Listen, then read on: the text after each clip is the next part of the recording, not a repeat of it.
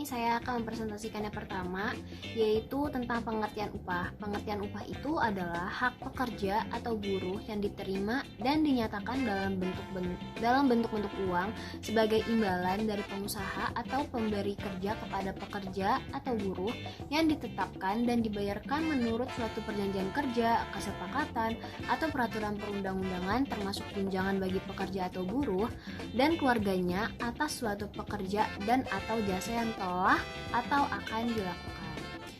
Selanjutnya, saya akan mempresentasikan tentang struktur skala upah. Struktur skala upah itu apa sih? Dia itu susunan tingkat upah dari yang terendah sampai dengan yang tertinggi atau sebaliknya, yang memuat kisaran nilai nominal upah dari yang terkecil sampai yang terbesar untuk setiap golongan jabatan. Nah, upah yang tercantum dalam struktur dan skala upah merupakan upah atau gaji pokok yang merupakan imbalan dasar yang dibayarkan kepada mereka atau pekerja menurut tingkat atau jenis pekerjaan yang besarannya ditetapkan berdasarkan kesepakatan. Selanjutnya, ada tahapan dalam penyusunan struktur skala upah. Yang pertama, kita harus menganalisis jabatannya. Analisis jabatan itu adalah proses memperoleh dan mengolah data jabatan menjadi informasi jabatan yang dituangkan dalam bentuk uraian jabatan. Yang kedua, itu ada evaluasi jabatan, merupakan proses menilai, membandingkan, dan memeringat jabatan. Yang ketiga atau yang terakhir, kita tuh harus menentukan struktur dan skala upahnya, yaitu dilakukan oleh pengusaha berdasarkan kemampuan perusahaan dan harus mempertimbangkan upah minimum yang berlaku.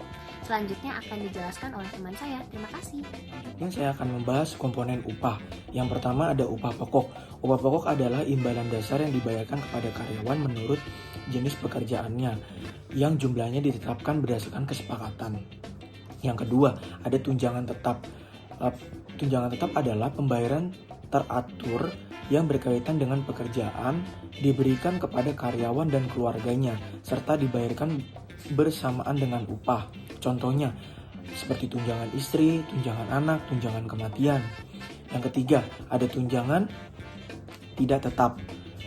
Di sini pembayaran secara langsung atau tidak berkaitan dengan karyawan dan diberikan secara tidak tetap untuk karyawan dan keluarganya pada waktu yang berbeda dari upah pokok. Contohnya, seperti tunjangan transport yang berdasarkan kehadiran.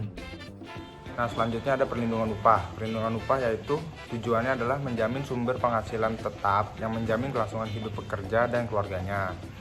Upah dibayarkan apabila pekerja melakukan pekerjaan dan tidak dibayar apabila pekerja tidak melakukan pekerjaannya.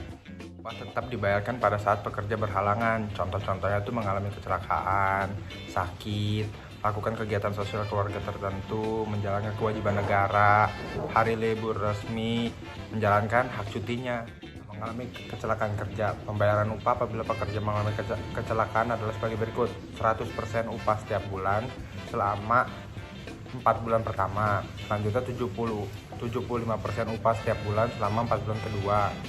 Selanjutnya 50% setiap bulan untuk selanjutnya. Selanjutnya sakit. Apabila pekerja dinyatakan sakit oleh dokter, maka pembayaran upah sebagai berikut. Yang pertama, 100% upah setiap bulan selama 4 bulan pertama. Yang kedua, 75% upah setiap bulan selama 4 bulan kedua. Yang ketiga, 50% upah setiap bulan selama 4 bulan ketiga. Terus yang terakhir, 25% upah setiap bulan sampai karyawan tersebut di PHK.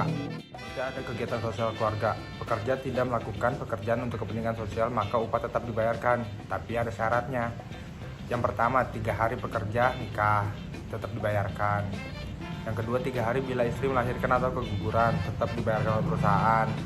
Yang ketiga, 2 hari bila menyunatkan, membaptiskan, menikahkan anak, tetap dibayarkan oleh perusahaan. Dan yang terakhir, 2 hari bila meninggal dunia anggota keluarganya.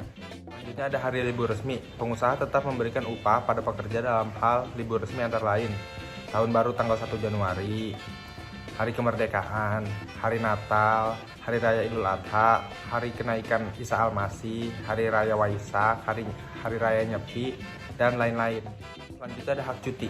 Pekerja tetap diberikan upah pada saat pekerja menjalankan cuti antara lain: yang pertama, cuti tahunan, yaitu 12 hari dalam 1 tahun.